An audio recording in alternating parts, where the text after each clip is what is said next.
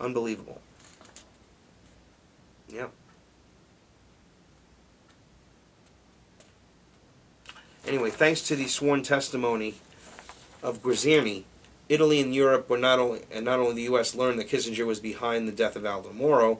The tragic affair demonstrated the ability of the Committee of 300 to impose its will upon any government without exception. And that's true.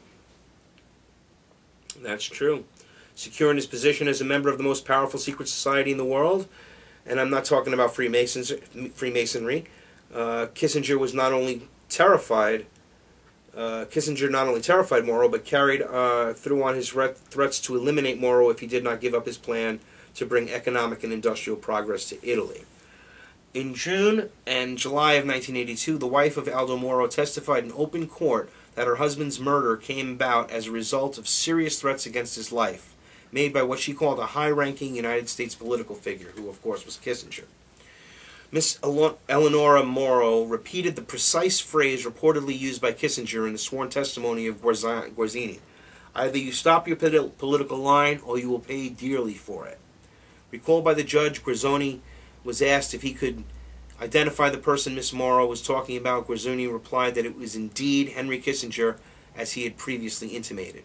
Guerzini went on to explain to the court that Kissinger had made his threats in Moro's hotel room during the Italian leader's visit to the U.S., when Moro was then Prime Minister and Foreign Minister of Italy, a NATO member country, and he was a man of high rank and one who should never have been subjected to mafia-like pressures and threats. Moro was accompanied on his American visit by the President of Italy in his official capacity. Kissinger was then, and still is, an important agent in the service of the Royal Institute of International Affairs and a member of the Club of Rome, and is on the Council on Foreign Relations. As I started with this whole diatribe about this criminal organization. It's all part of the New World Order. It's all part of this collectivist onslaught, like it was used in this dialogue here. See, what else can I have here in closing? Because actually, I could do a whole nother hour on it, at least. It's ridiculous. I have so much information on this from the breakdowns. But let's see what we have that I can cover. All right, this is the plan for world government. The elite's plan for world government is the North American integration. It is advancing the movement towards economic and political globalism. The African Union is moving down the path of regional economic integration with the expected and end result of continental economic and political integration, which is just another way of saying we're going to starve you to fucking death. Okay? That's what's going on there. You have the main purpose of the Council of Foreign Relations is promoting the disarmament of the United States sovereignty and national independence and submergence into an all-powerful one-world government. That is from Admiral Chester Ward, who is a former CFR member and Judge Advocate General of the United States Navy. Okay, will you listen to him? The main purpose of the Council of Foreign Relations is promoting the disarmament of U.S. sovereignty. This is what we've been talking about. They are the traitors. And they're looked on as like, and Clinton and everyone there, you know, and all of them, you know, working for, you know, so close to the Council on Foreign Relations, and she's the state head, she's the Secretary of State. I mean, these criminals are just, it's just, we're losing our country, ladies and gentlemen, right before our eyes, right under our noses. And then one day you'll wonder what happens. Well, we don't have any sovereignty. We don't. The states are losing sovereignty. The states are probably the only chance. They just have to say no to the federal. Actually, the truth is, the states can say no to the federal government. But all these states are so fucking corrupt. Their upper power structure is in there with this fucking evil, you know, control. I mean, you know, this isn't going to go on without you know, a hitch. They're not going to, you know, just make it happen, but there's going to be resistance. But it's all up to the people in the states, and they're in the some states are very, very awake and aware of what's going on here on the high levels. So we've got a few states that are, I mean, maybe that's the place to move to. You know, states that know what's really going on. You know, the liberty-minded states, they don't take any shit. You know,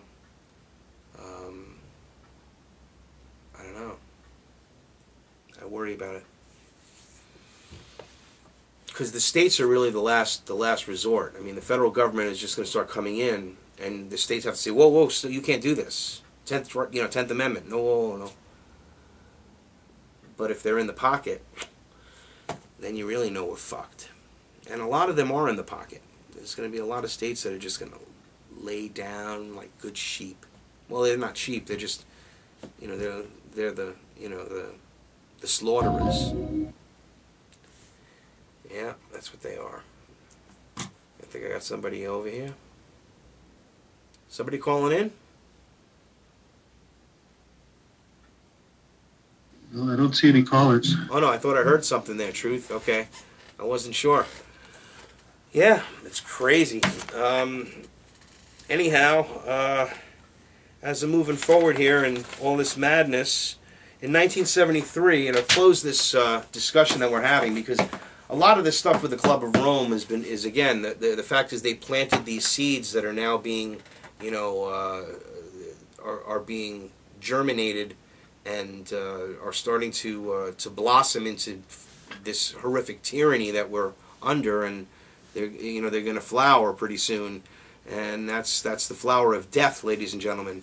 In 1973, the Club of Rome issued a report titled "The Regionalization and Adaptive Model of the Global World System," and in this report, a map is shown here, which divides the world into 10 political economic regions. Now, the United States is number 1.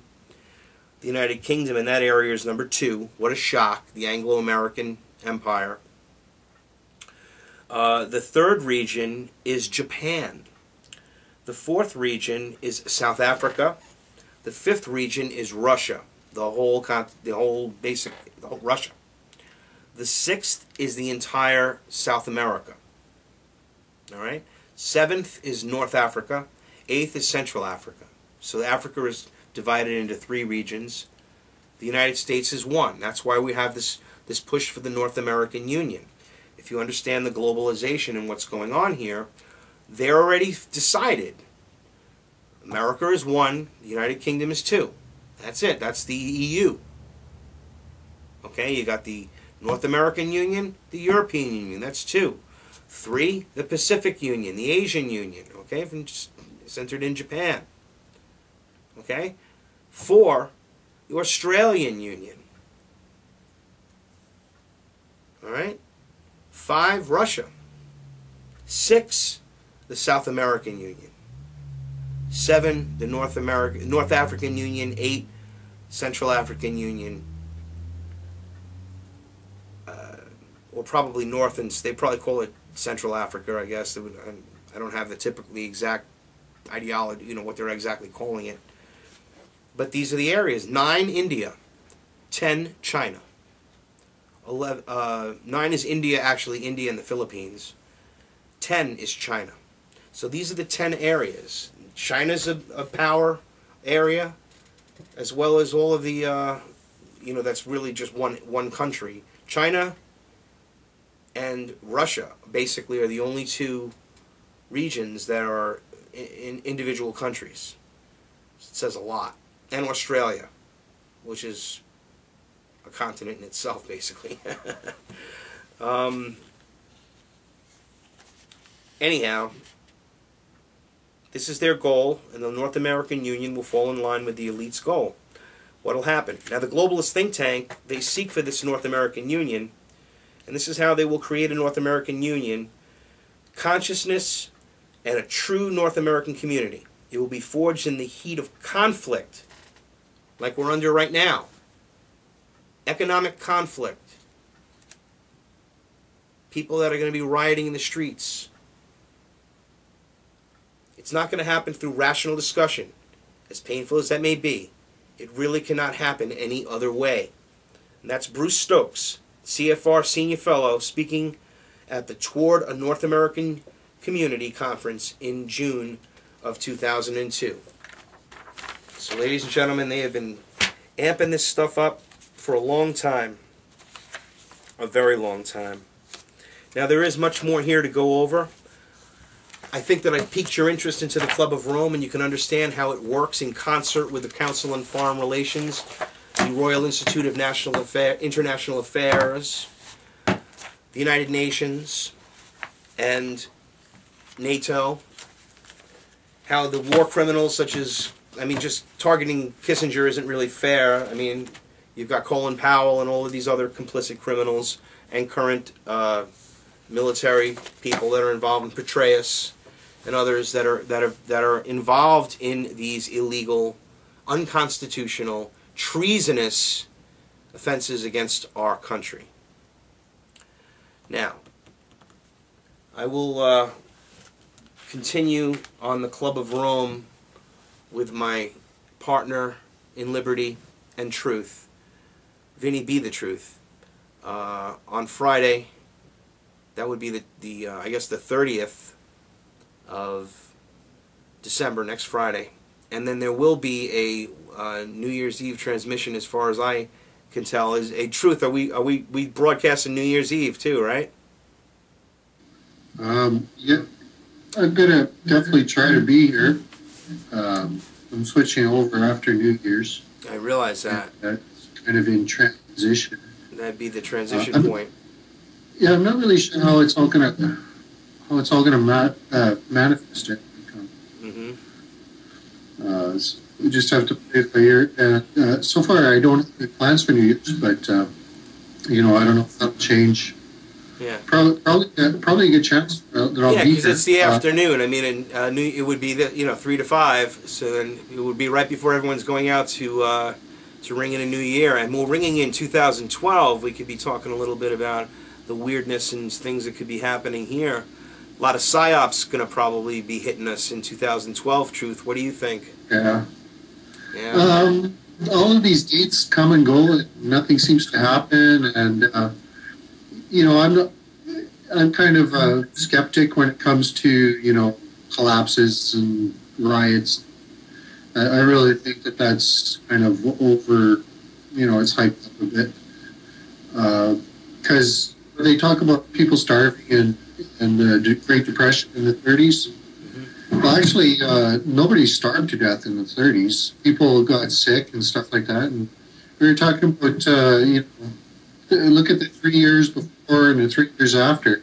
I bet you there wasn't any more deaths during that 3-year depression period than there was any other year. No, actually, a couple of million people died of starvation, man. Well, if that was the case, a couple of million Americans or people worldwide? Americans, yeah. Well, from my research, yeah. How come we don't see pictures of people with, you know, ribs sticking out and crawling on the street starving to death? We don't see any pictures like that.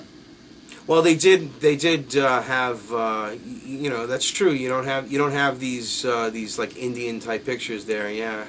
But I know they had soup kitchens. I know Al Capone was was famous for keeping a soup kitchen going, and oh yeah, he was kitchening. Yep, and a lot of things like that. But you know, if you look it up, if you look in some at least basic, you know, history sites like that, basically the main cause of death was illness, yeah, which is the main cause of death anyway.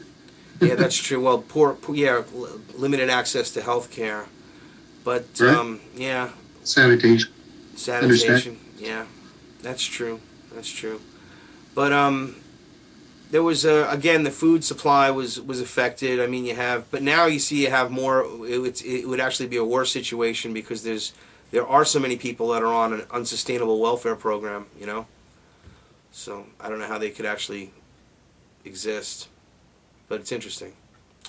Again, you know, I guess we'll have to see what happens. I mean, I'm a positive person. I hope things go the right way, but all indications are that people are going to lose a lot of stuff. I don't know where they're going to live or how they're going to live, and I certainly don't want to live in a FEMA camp, you know, because they took my house or something like that. I don't trust the government. I can't hope we're going to be okay because we are doing the right thing. Oh, well, we're doing, yes. Going to come out, but you and I ain't over all the people that are suffering now. You know, and the fact that we have such a hard time getting away from all the attacks, all the chemicals and everything too. And we need everybody to get together to stop, to, you know, force this to stop.